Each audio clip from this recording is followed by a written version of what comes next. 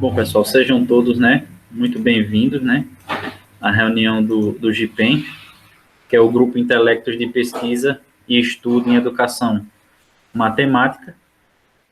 E hoje nós iremos discutir uma temática muito pertinente relacionada aí a quem está desenvolvendo aí projetos de TCC, né, trabalho de conclusão de curso, projeto para seleção de mestrado e doutorado também. E a temática de hoje é uma temática muito importante, porque não tem condições de você construir nenhum projeto, seja ele a nível de graduação, né, de conclusão de curso, seja ele a nível de pós-graduação, né, como mestrado e doutorado, sem você ter consciência, né, sem você ter habilidades aí desenvolvidas dentro da revisão de literatura. Tranquilo? Estão me ouvindo bem, pessoal? Sim, Robson. Beleza. Então, vamos prosseguir. A revisão da literatura, ela é um processo de busca. Se a gente for pensar o que é que eu vou fazer quando eu me proponho a pesquisar determinada temática. Então, é um processo de busca, análise e descrição de um corpo de conhecimento em busca de uma resposta a uma pergunta específica, né? Vocês tiveram aí no primeiro encontro, né, desse segundo semestre, né, vamos considerar assim, do GIPEM, falando sobre a pergunta de pesquisa, ou seja, a que pergunta de pesquisa nós queremos responder. Então, eu sempre digo, né, aos meus alunos que quando a gente vai fazer uma pesquisa científica, você tem que ter um problema que seja relevante. Ou seja, se aquilo já foi pesquisado, não tem sentido você fazer uma pesquisa sobre a temática. Então, como é que eu vou saber se aquela temática que eu estou trabalhando, se ela já foi pesquisada ou não? Fazendo uma revisão da literatura. Então, essa literatura que vocês podem observar aqui, né? Quando se fala em literatura, é muito associada à questão da língua materna, né, da língua portuguesa. Só que essa revisão de literatura que nós estamos entendendo, ela cobre todo o material que é relevante, que é escrito sobre uma temática. Por exemplo, livros. Essa literatura ela pode ser composta de artigos de periódicos. Periódicos a gente já pode identificar que são revistas, que são ambientes que estão publicando periodicamente. Por exemplo, uma edição por ano, uma não, duas, três edições, e pode até ser uma edição por ano, uma edição anual, mas geralmente são duas edições, três edições, então vai ter um período onde vão acontecer essas publicações. Podem ser artigos de jornais, registros históricos, governamentais, dissertações de mestrado, teses de doutorado e outros tipos de documentos. Então, quando a gente faz essa revisão da literatura, a gente está procurando o quê? Esses artigos, essa produção que foi desenvolvida em todos esses tipos de documento. E aí, existem 3 tipos de revisão da literatura, e que serão definidos de acordo com a forma ou método de elaboração. Nós temos a revisão da literatura narrativa, nós temos a revisão da literatura sistemática, que é a qual a gente vai se debruçar um pouco mais na aula de hoje, né, nesse encontro, e a revisão integrativa. Vocês sabiam que existiam esses 3 tipos de revisão ou não? Para mim é nova só a integrativa. A narrativa e a sistemática eu já tinha visto falar em outro momento. Beleza, Arivânia. Mais alguém? Para mim também, professor. A integrativa é nova para mim. Beleza, pessoal. Vamos lá. Vamos descobrir, né, o que significa cada uma delas. A revisão narrativa, ela não utiliza critérios explícitos. Então, vejam a importância disso aqui.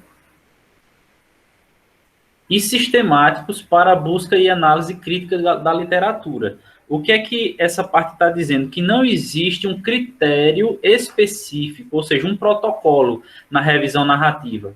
Ou seja, a busca pelos estudos não precisa esgotar as fontes de informações. Ou seja, não aplique estratégias de busca sofisticadas e exaustivas. Ou seja, essa seleção de estudos e interpretações das informações, ela vai estar muito ligada à subjetividade dos autores. Por exemplo, nós sabemos que na UFPE existe o Programa de Pós-Graduação em Educação Matemática e Tecnológica. Ele é conhecido como EduMatec.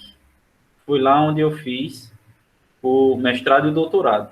Aí o que acontece? Esse programa de pós-graduação, ele já tem o que a gente chama de know-how. Ele já tem a validação pela academia de ser um bom programa de pós-graduação em educação matemática e tecnológica. Então, consequentemente, se vocês forem buscar dissertações e teses sobre a temática de educação matemática e tecnologia, vocês vão achar. Então, o que acontece? Vocês vão conseguir identificar boas pesquisas nesse programa. Só que o que acontece? Se a gente não fosse do Nordeste, nunca tivéssemos ouvido falar... Deixa eu só permitir a entrada aqui da outra pessoa.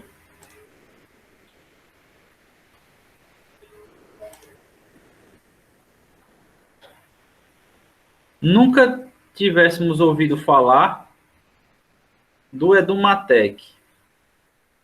E aí o que aconteceria? Várias dissertações e teses ficariam de fora na minha revisão narrativa.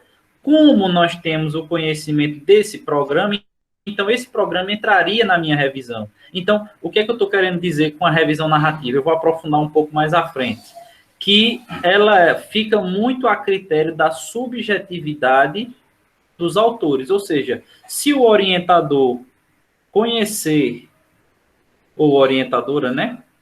Se o orientador ou orientadora conhecer o programa, conhecer as pesquisas, ou até mesmo já tiver orientado, então ele vai indicar essas pesquisas. Agora, se não, essas pesquisas possivelmente não iriam entrar no estudo.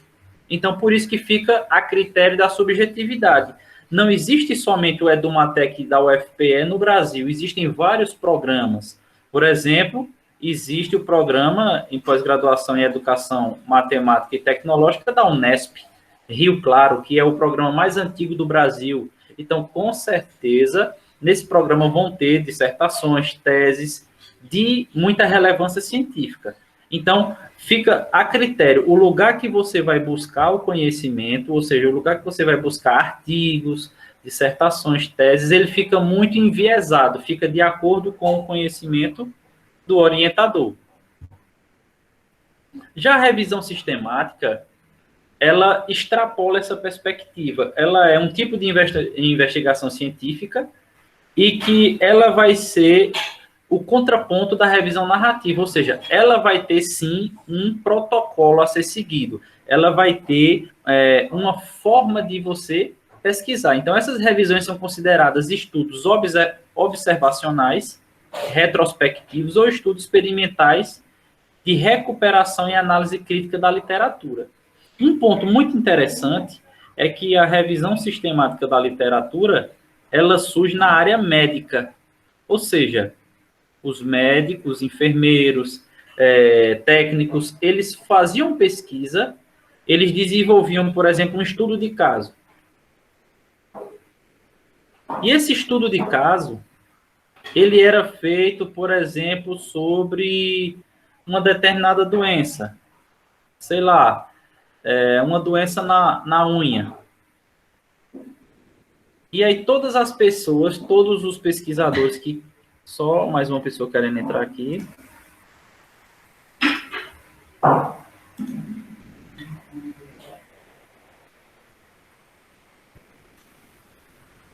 Todas as pessoas que queriam ter acesso na área, eles iam lá nesse banco de dados e achavam.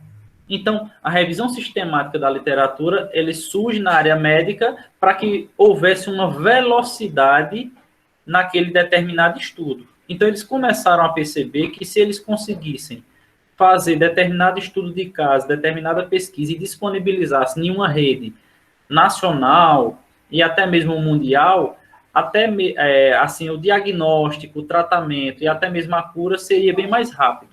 Então, a revisão sistemática da literatura, elas testam hipóteses e tem como objetivo levantar, reunir, avaliar criticamente a metodologia da pesquisa e sintetizar os resultados de diversos estudos primários. Busca responder a uma pergunta de pesquisa claramente formulada. Então, a pergunta de pesquisa que vocês desenvolveram é uma coisa, é uma pergunta de pesquisa do projeto. Já a pergunta de pesquisa da revisão é outra, ou seja, você está preocupado nos estudos, naquilo que foi feito antes da sua pesquisa. E ela vai reunir de forma sistematizada os dados dos estudos primários, ou seja, o que é que já foi feito sobre essa temática? E é considerada uma, vamos dizer assim, uma evidência científica de maior grandeza, porque você consegue replicar. Por exemplo, eu faço essa revisão aqui em Pernambuco, outro colega pode fazer na Bahia, outro colega no Ceará, por exemplo, e nós vamos chegar aos mesmos resultados, porque a gente vai seguir um mesmo protocolo. Por isso que ela é chamada de revisão sistemática. A revisão integrativa, o que é que acontece? Ela vai ser a junção, né? Ela surge como alternativa para revisar rigorosamente e combinar estudos com diversas metodologias. Por exemplo, delineamento experimental e não experimental, e integrar os resultados. Tem o potencial de promover os estudos de revisão em diversas áreas do conhecimento, mantendo o rigor metodológico das revisões sistemáticas, ou seja, você vai usar a revisão sistemática dentro da revisão integrativa. O método da revisão integrativa permite a combinação de dados da literatura empírica e teórica, que podem ser direcionados à definição de conceitos e à identificação de lacunas nas áreas de estudos. Ou seja, revisões de teorias e análise metodológica dos estudos sobre um determinado tópico. A combinação de pesquisas com diferentes métodos combinados na revisão integrativa amplia as possibilidades de análise da literatura. Ou seja, você vai estar mesclando, por exemplo, a revisão sistemática com por exemplo, outro tipo de revisão, um outro método, uma outra forma de você fazer. Então, isso aí, consequentemente, vai convergir para uma junção, né, de elementos. Então, quando a gente faz essa junção desses elementos aí, então a gente vai conseguir ter o quê? A revisão integrativa. Você pode juntar tanto a questão empírica da sua pesquisa, ou seja, a experiência em si, como a parte teórica. Você vai unir metodologias diferentes para fazer essa revisão integrativa. Você vai complementar ela. E aí, o que acontece? Depois eu vou mostrar no decorrer aqui da apresentação um quadro que ele vai delimitar basicamente a área de atuação de cada uma dessas revisões. Então, as revisões narrativas, elas são publicações amplas, apropriadas para descrever e discutir o desenvolvimento do estado da arte. Pessoal, o que seria o estado da arte?